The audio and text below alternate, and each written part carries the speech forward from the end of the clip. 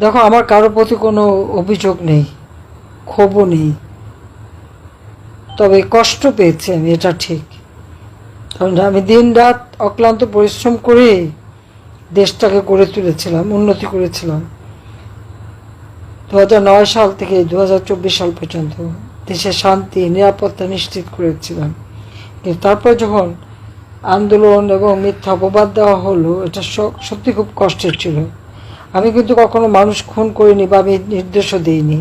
এবং যে সকল হত্যাকাণ্ড ঘটেছে, প্রথম যখন ঘটলো, আমি সঙ্গে সঙ্গে কিন্তু জুডিশিয়াল ইনকোয়ারি কমিশন করে দিয়েছিলাম। কারণ আমার সন্দেহ ছিল যে এই লাশ ইচ্ছা করে ফেলা হয়েছে, এবং এটাই ছিল যে লাশ ফেলে সরকার পড়বে, তা আর যেন মায়ের কোল খালি না হয়, সেই জন্য আমি সরে এসেছিলাম। কিন্তু জানতাম যে একসময় হয়তো সবাই ভুল বুঝবে। আজকে তোমাদেরকে যে বিভ্রান্ত করা হয়েছিল, যারা ভুল করে গিয়েছিলে, আমি তাদের শাস্তি দেবো, আমি তো ওভাবে শাস্তি দেওয়ার লোক না। আমার যথেষ্ট সহনশীলতা আছে এবং আমি বুঝতে পারি। আর তোমরা তো ছোট্ট বাচ্চা, শিশু, তোমাদের অবশ্যই ভুল হওয়াটা খুব স্বাভাবিক।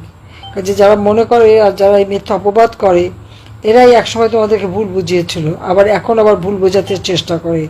আমি কারোর প্রতি কখনো প্রতিশোধ নেই না, আমার প্রতিশোধ নেবার প্রবণতাও নেই। আমি সবসময় ক্ষমা সুন্দর চোখেই দেখি। তবে হ্যাঁ, তোমাদেরকে যারা প্ররোচিত করেছে, তোমাকে যারা বিভ্রান্ত করেছে, তোমাদের মতো এরকম কোমলমত্রী শিক্ষার্থী, অনেক কোমলমত্রী শিক্ষার্থীরা বুঝতে পারেনি। হ্যাঁ, এটা তোমাদের বয়স, কোনো একটা এই ধরনের ঘটনা হলে সেটাকে একটু অনুভবে দেখবে, সেটাই ছিল। তোমাদের একটা রোমাঞ্চ এসে গিয়েছিল এটার উপরে, সেই জন্যে এটাই এক ধরনের রোমাঞ্চ যে আমরা একটা কিছু করে ফেলবো।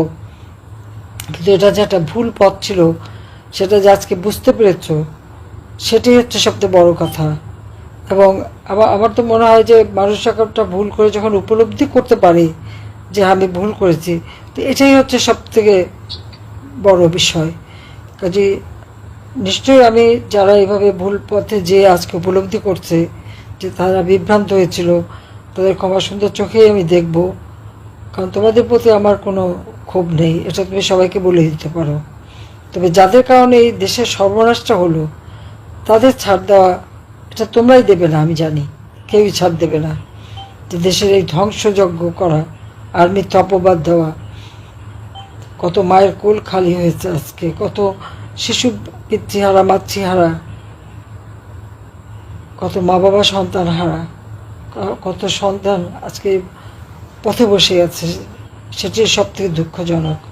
দেশের মান সম্মানটা আজকে কোথায় চলে গেছে। আমার বিরুদ্ধে তো আমার ছোট বোন, 5টা ছেলে মেয়ে মিথ্যা মামলা টামলা দিয়ে, টাকা পয়সা খরচ করে, বিভ্রান্ত করে, এআই দিয়ে, আমাদের বক্তব্য দিয়ে নানাভাবে হয়রানি করার চেষ্টা করছে। কিন্তু আমি জানি সত্যের জয় হবে আমাদের জন্য, আমরা কোনো অন্যায় করিনি। কিন্তু যারা এই দেশটাকে ধ্বংসের দিকে নিয়ে গেল, তাদের ক্ষমা করো না তোমরা, আমি এটুকুই বলবো। কিন্তু তোমাদেরকে বলে দিও যে তোমরা যারা আজকে উপলব্ধি করেছো, নিশ্চয়ই তোমাদের প্রতি আমার কোনো ক্ষোভ নেই। তোমাদের জন্য দোয়া করি যে এই উপলব্ধি থেকে তোমরা দেশকে ভালোবাসতে শিখো আর সঠিক পথে দেশকে পরিচালিত করবে ভবিষ্যতে, সেটা আমি চাই। তা আমার দোয়া নিও।